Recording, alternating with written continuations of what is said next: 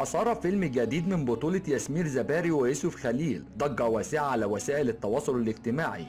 الفيلم الذي ينتمي إلى فئة أفلام الخلاعة، كما أثار ردود فعل متباينة بين الجمهور، وكمان تم تسريب مقاطع منه على الإنترنت مما أدى إلى تصاعد الجدل.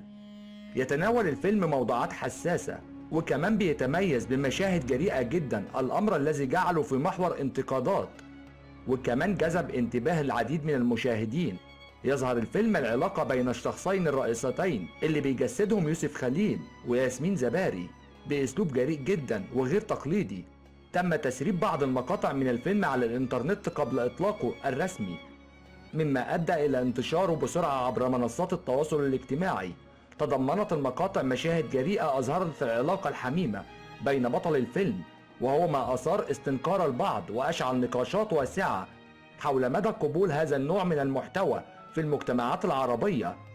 وكمان تباينت ردود الفعل حول الفيلم، بينما رأى البعض أنه يمثل خطوة جديدة في تقديم نوع من الأفلام الجريئة التي تناقش موضوعات حساسة بطريقة فنية.